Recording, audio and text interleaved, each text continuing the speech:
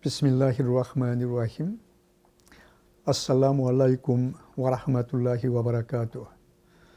안녕하세요. 한국 이슬람교 서울중앙성원 이주화 이맘입니다. 오늘은 이슬람에 대한 오해와 편견에 대하여 알아보도록 하겠습니다. 이슬람은 2011년 9월 11일 뉴욕에서 발생한 테러 이후 폭력과 독재 그리고 억압의 이미지로 점점 고착화되어 가고 있습니다. 그럼에도 불구하고 유럽을 중심으로 일고 있는 이슬람 열풍은 변화의 중심에 선 새로운 물결임을 누구도 부정할 수 없습니다.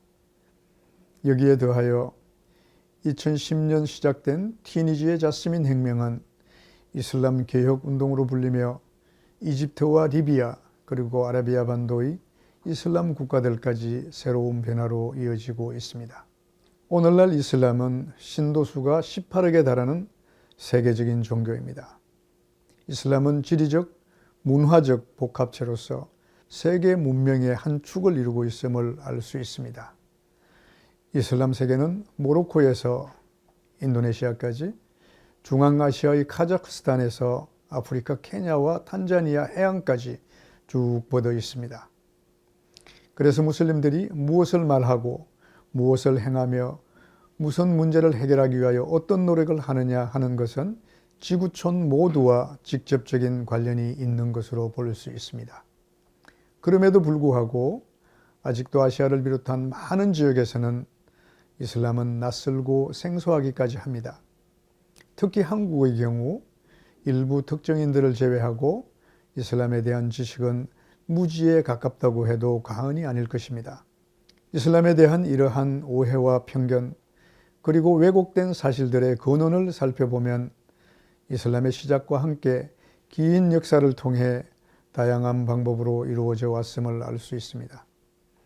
황금기를 누렸던 중세 이슬람 문명은 십자군에 의해 한 손엔 칼, 한 손엔 꾸란이라는 과격한 종교로 비춰져 관대함과 포용의 가르침을 가장 큰 미덕으로 가르치는 이슬람 교리를 무색해 했고, 또한 근대 산업혁명의 여파는 이슬람을 뒤처진 문명, 게으른 종교로 탈바꿈하게 했던 것입니다.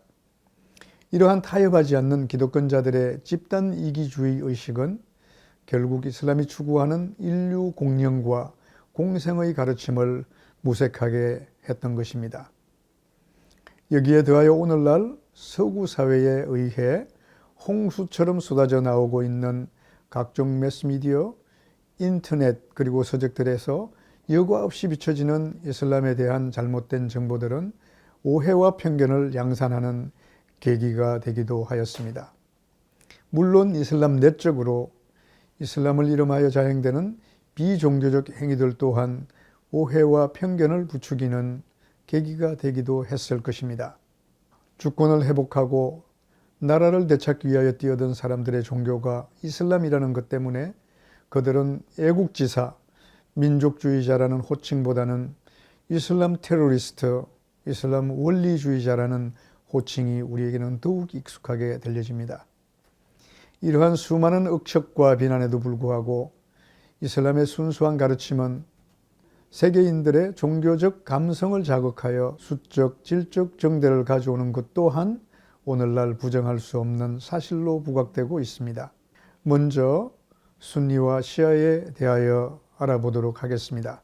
순니와 시아는 이슬람과 함께 항상 회자되는 말입니다. 그래서 많은 사람들은 마치 이슬람 세계가 순니와 시아로 양분되어 갈등과 분쟁의 핵으로 자리 잡고 있는 것으로 알고 있습니다. 그러나 이슬람 세계는 그렇지 않습니다. 무슬림의 대다수인 90% 이상을 차지하고 있는 순니는 하나님의 말씀인 꾸란을 절대적으로 믿고 이를 가장 성실히 실천하여 삶의 모범을 보인 선지자 무함마드의 언행을 추종하는 정통 이슬람을 일컫습니다. 선지자 무함마드에 의해 단일한 가르침으로 발전되어 왔던 이슬람 세계가 순니와 시아라는 이름으로 분열을 가져온 것은 일찍이 선지자 무함마드 사망 직후 시작되어 오늘날까지 지속되고 있는 것입니다. 원래 시아라는 명칭은 시아트 알리, 다시 말해서 알리를 추종하는 사람들에 의해서 유래되었습니다. 아랍어에서 나온 시아의 언어적 의미는 가지 또는 분파 등으로 이해될 수 있을 것입니다. 선지자 무함마드 사망 직후에 메디나의 이슬람 공동체는 그의 뒤를 잇는 칼리파, 즉 후계자 승계의 합의를 이루지 못하고 순니와 시아로 분열되게 되었던 것입니다. 순니가 선지자 무함마드의 뒤를 승계하는 과정을 이슬람 공동체의 슈라에서 합의를 통해 선출한 반면에 시아는 선지자 이후 그의 뒤를 이을 정당성을 가진 사람은 선지자의 사위이자 사촌 동생인 알리임을 주장하였던 것입니다. 그래서 무함마드 사우 칼리파 위를 승계한 정통 칼리파인 아부바크르와 오마르 그리고 오스만을 강제로 권력을 가진 찬탈자로 간주하면서 순니와 시아가 시작되게 되었던 것입니다. 이후 시아는 알리가 4대 정통 칼리파로 선출되어 그 역할을 수행했지만 그 이전에 있었던 3명의 정통 칼리파의 지위에 대한 합법성을 인정하지 않았던 것입니다. 선지자 무함마드는 죽음이 임박했을 때 그의 뒤를 이을 후계자를 직접 말 또는 글로써 지명하지 않았습니다.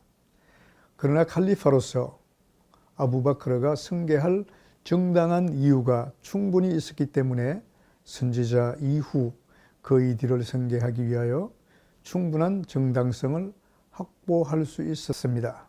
그래서 메디나의 무슬림들의 절대 다수의 지지에 의해 선지자 무함마드의 뒤를 승계할 수 있었던 것입니다. 그럼에도 불구하고 칼리파의 승계를 거부한 극소수 알리의 추종자들은 더 이상 메디나에 남아있을 수 없게 되었고 급기야 페르시아 지역으로 이주하여 그들의 정치적 이견을 교리적 이견으로 발전시켜 나갔던 것입니다. 순니와 시아는 이슬람이라는 종교의 큰 틀에서 함께 볼 수도 있겠지만 내면 깊숙이 살펴보면 교리적 가르침과 관행에서 결코 같을 수 없는 큰 차이를 두고 있음을 알 수 있습니다. 이슬람 초기 메디나에서 정치적 갈등으로 시작된 시아는 페르시아 지역으로 옮겨가는 과정에서 이슬람 공동체가 극대화되고 제국화되면서 지역적 특색과 융화되어 교리적 갈등으로 발전되어 순니와 다른 행보를 걷게 되었던 것입니다. 이후 순니와 시아의 정치적 교리적 이견은 좁혀지지 않았고 특히 시아의 신성 정립에 대한 이견은 순니와 결코 좁힐 수 없는 벽으로 간주되기도 하였습니다. 그럼에도 불구하고 무슬림들은 이 두 교파 사이에는 차이점보다는 더 많은 공통점이 존재한다는 것에 수긍하고 하나님의 길에서 최선을 다하는 자들에게 인도와 축복이 주어질 것이라고 믿고 이에 동의하고 있습니다. 이를 근거로 오늘날 무슬림들은 이슬람의 부흥이 순니나 시아 세계를 막론하고 전 세계로 확산될 것이라는 점을 확신하고 있으며 또한 기독교나 다른 종교들의 수많은 분파들을 추정한다면 이슬람의 단일성은 단연 돋보이는 부분이라고도 할 수 있겠습니다. 이번에는 지하드와 테러리즘에 대하여 말씀드리도록 하겠습니다. 아랍어에서 지하드는 노력하는 것, 애쓰는 것, 열심히 일하는 것 등으로 이해될 수 있습니다. 이슬람 교리에서 본 지하드의 의미는 세 가지로 분류하여 이해할 수 있습니다. 첫 번째는 지하드는 자기 자신과의 투쟁으로 이를 아랍어로 지하드 납스라고 해서 자신이 이슬람 신앙을 지키기 위하여 하는 모든 정신적 노력을 의미합니다. 이는 지하드의 가장 중요한 부분으로 보기도 하며 지하드의 꽃이라고도 할 수 있겠습니다.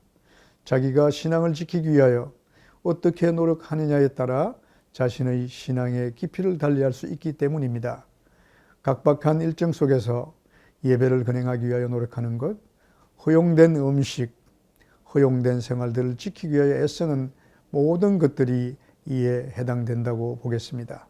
두 번째는 자신의 재산으로 행하는 지하들 말이라고 하는데 이는 자신이 스스로 할 수 없을 때 자신이 소유하고 있는 재산을 가지고 지하드를 할 수 있습니다.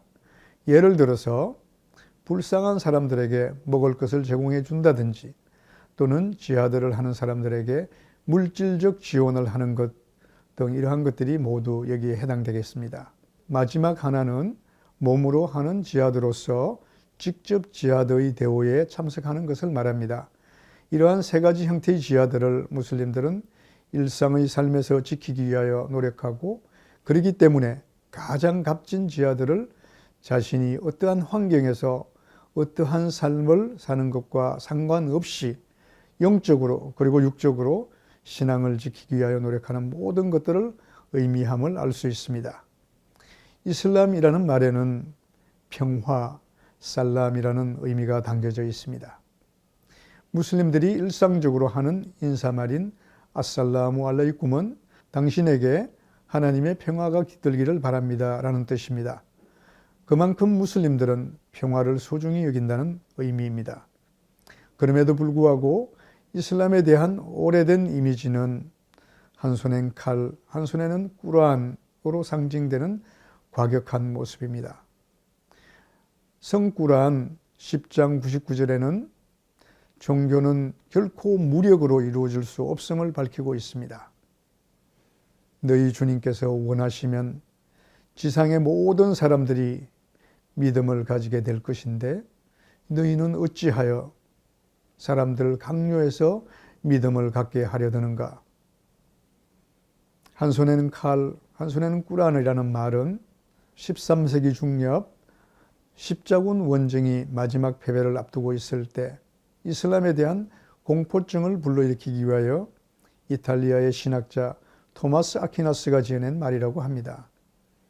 어떤 종교든 신앙을 강요하고 또 그 종교가 무력과 폭력으로 비춰진다면 대중적 호응을 얻을 수 없을 것입니다.